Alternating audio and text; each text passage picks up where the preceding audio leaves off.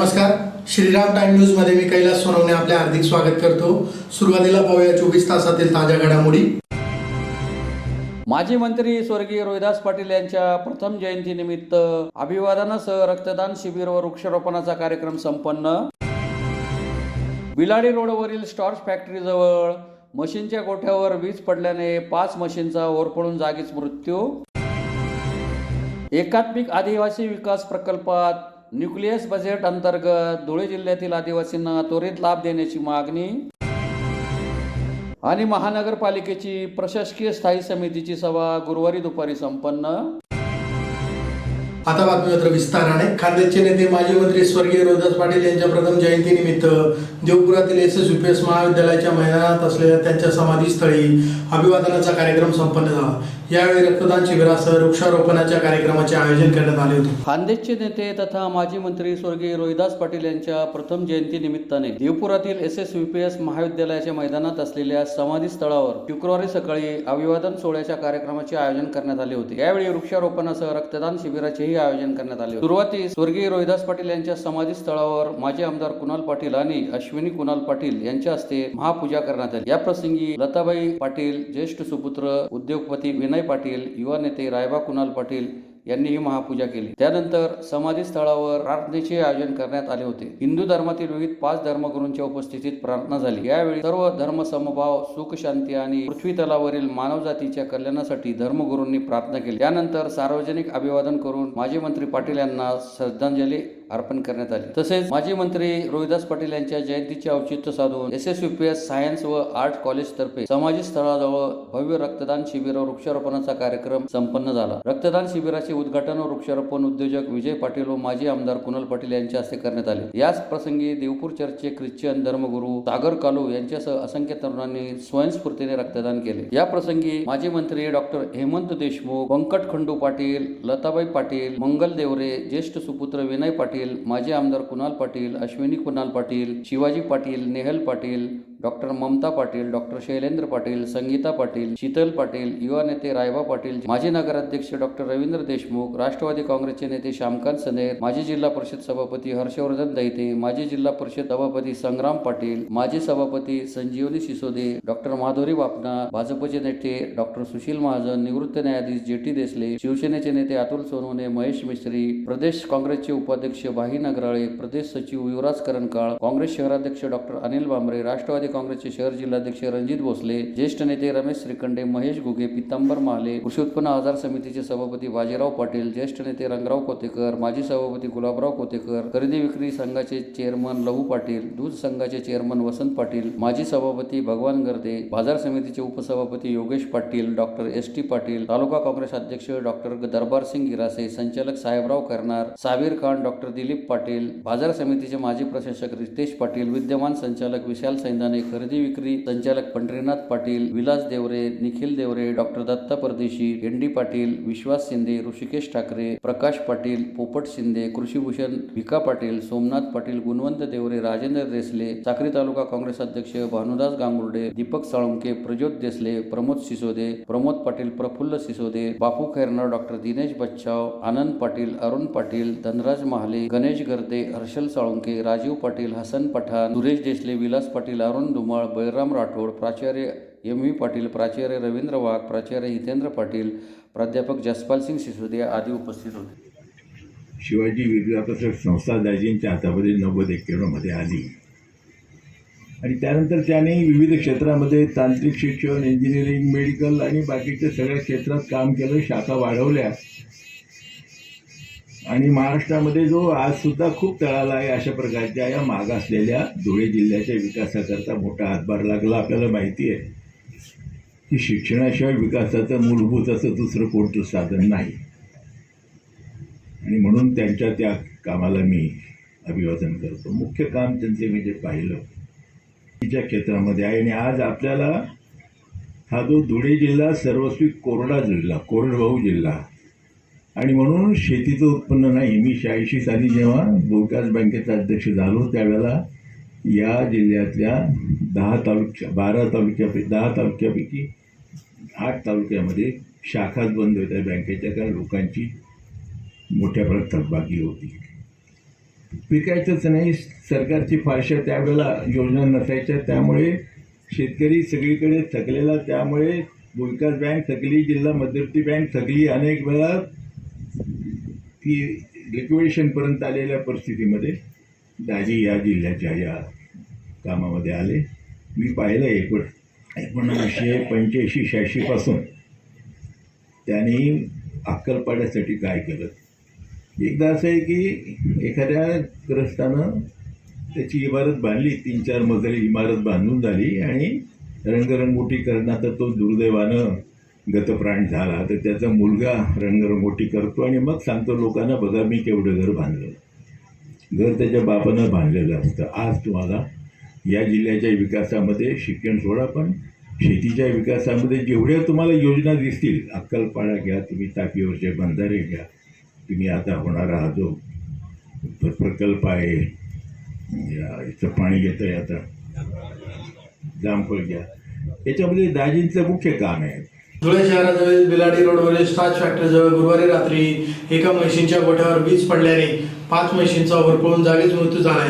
यावेळी दुग्ध व्यावसायिकाचे 4 ते 5 लाख रुपयांचे नुकसान झाले. धुळे शहरासह परिसरात गुरुवारी रात्री विजांच्या कडकडाटासह पर्जन्यवृष्टी झाली. या दरम्यान बिलाडी रोडवरील स्टॉर्च फॅक्टरीजवळ एका गोठ्याजवळ वीज पडल्याने 5 म्हशींचा जागीच मृत्यू झाला. यामुळे व्यावसायिकाचे 4 ते 5 लाख रुपयांचे नुकसान झाले आहे. याबाबत अधिक माहिती अशी की गुरुवारी रात्री विजांच्या कडकडाटासह पर्जन्यवृष्टी झाली. या दरम्यान बिलाडी रोडवर टॉर्च फॅक्टरीजवळ दुग्ध व्यावसायिक भरत खेंगार बोलिया यांच्या म्हशींच्या शेडवर अचानक वीज कोसळली. यात 5 म्हशींचा होरपळून मृत्यू होऊन व्यावसायिकाचे 4 ते 5 लाख रुपयांचे नुकसान झाले आहे. सदर घटनेची माहिती मिळताच तलाठी यांनी घटनास्थळी भेट देऊन पंचनामा केला आहे. शासनाने लवकरात लवकर नुकसान भरपाई देण्याची मागणी करण्यात आली आहे. हे भरत बोल्या भावाचा मुलगा आहे.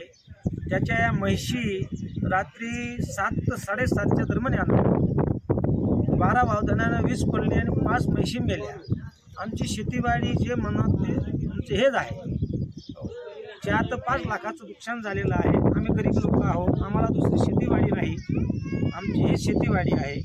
तर शासनाकडून आम्हाला मदत भेटावं ही आमची नम्र विनंती आहे. त्याच्या म्हशी एकाची किंमत 1,00,000-1.25 लाख असेल, अशा 5 म्हशी मेल्या आमच्या. आता तलाठी ते आले सगळे, ते सगळं पंचनामा वगैरे करून गेले. बरोबर. आता आम्ही गेलो तिथं, लगेच ते स्थायिक जागावर आले आणि लगेच पंचनामा केला त्यांनी. आमच्या शासनाकडे मागणी आहे की आम्हाला थोडी भरपाई पाहिजे. 4-5 लाखचं नुकसान झालंय. जे म्हशी होतात ते सगळे त्यांच्यावर जीवन होतं आम्हाला सगळं मेले.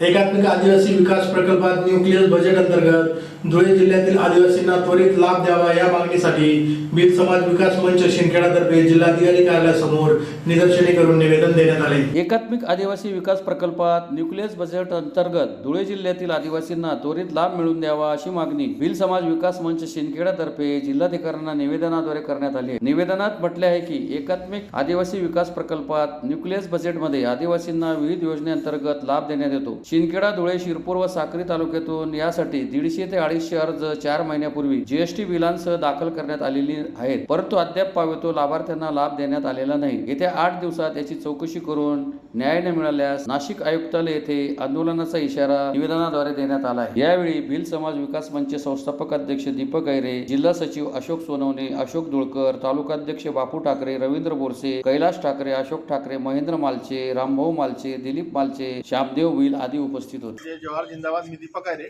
आज आम्ही सन्माननीय जिल्हा अधिकारी साहेब मॅडमांना निवेदन देतोय. आदिवासी विभागामध्ये 1 वर्षापासून जे न्यूक्लिअर बजेटमध्ये आदिवासी विद्यार्थ्यांसाठी, आदिवासी शेतकऱ्यांसाठी, विद्यार्थ्यांसाठी वेगवेगळ्या योजना असतात न्यूक्लिअर बजेटमध्ये. धुळे जिल्ह्यात आम्ही 150-250 पर्यंत टार्गेट असतो.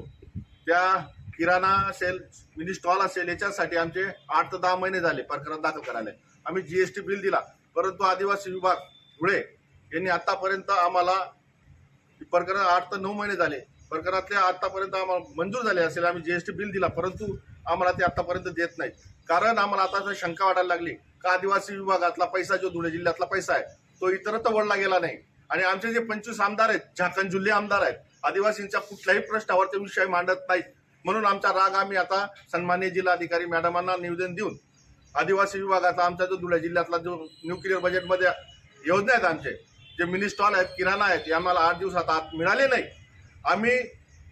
नाही तर आम्ही नाशिक आयुक्तालयावर धूळफेक आंदोलन करणार. कारण की महाराष्ट्रातल्या आदिवासी समाजावर महाराष्ट्र शासन आणि आदिवासी विभाग आदिवासींच्या धूळफेक करताय. म्हणून आम्ही आदिवासी आयुक्तावर 8 दिवसात जर आम्हाला प्रकरण भेटले नाही तर आम्ही आदिवासी कार्यालयावर आंदोलन करणार. आपली जय जवाहर जिंदाबाद. धुळे महानगरपालिकेची प्रशासकीय स्थायी समितीची सभा महापालिकेच्या स्वर्गीय दिलीप पायगुडे सभागृहात गुरुवारी दुपारी आयुक्त तथा प्रशासक अमिता दगडे पाटील यांच्या अध्यक्षतेखाली संपन्न झाली. धुळे महानगरपालिकेची प्रशासकीय स्थायी समितीची सभा महापालिकेच्या स्वर्गीय दिलीप पायगुडे सभागृहात गुरुवारी दुपारी प्रशासक तथा आयुक्त अमिता दगडे पाटील यांच्या अध्यक्षतेखाली संपन्न झाली. प्रशासकीय स्थायी समितीच्या सभेत विषयपत्रिकेवर एकूण 26 विषय घेण्यात आले होते. विषयपत्रिकेवरील सर्व विषयांवर चर्चा करून सर्व विषय मंजूर करण्यात आले. यावेळी आयुक्त तथा प्रशासक अमिता दगडे पाटील, नगर सचिव मनोज वाघ, उपायुक्त करुणा डहाळे, अभियंता चंद्रकांत उगले यांच्यासह अधिकारी व कर्मचारी उपस्थित होते. 32वी प्रशासकीय स्थायी समितीची सभा आपल्या सभागृहामध्ये पार पडली.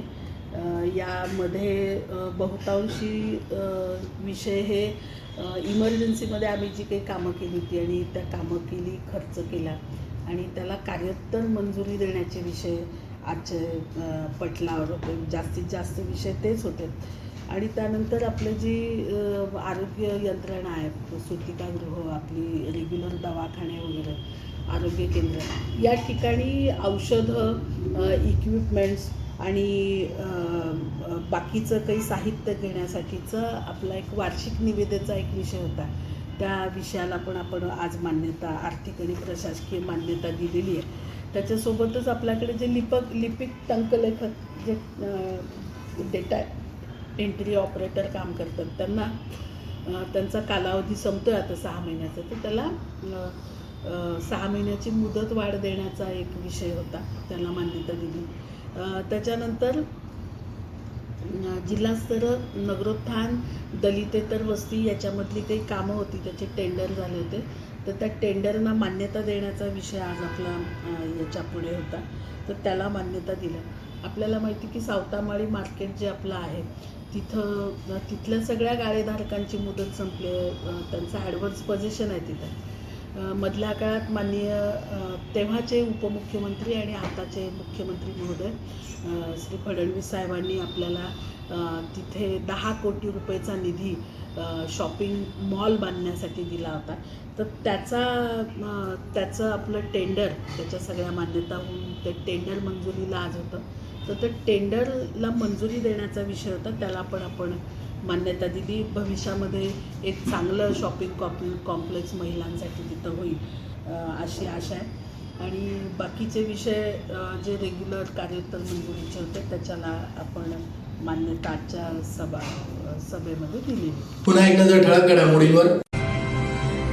माजी मंत्री स्वर्गीय रोहिदास पाटील यांच्या प्रथम जयंतीनिमित्त अभिवादनासह रक्तदान शिबिर व वृक्षारोपणाचा कार्यक्रम संपन्न. बिलाडी रोडवरील स्टॉर्च फॅक्टरीजवळ मशीनच्या गोठ्यावर वीज पडल्याने 5 मशीनचा होरपळून जागीच मृत्यू. एकात्मिक आदिवासी विकास प्रकल्पात न्यूक्लियस बजेट अंतर्गत धुळे जिल्ह्यातील आदिवासींना त्वरित लाभ देण्याची मागणी. आणि महानगरपालिकेची प्रशासकीय स्थायी समितीची सभा गुरुवारी दुपारी संपन्न. याचबरोबर श्रीराम टाइम न्यूजचे बातमीपत्र संपले. दिवसभरातील ताज्या घडामोडींसाठी पाहत राहा श्रीराम टाइम न्यूज. भेटूया पुढील प्रसारणात. तोपर्यंत नमस्कार.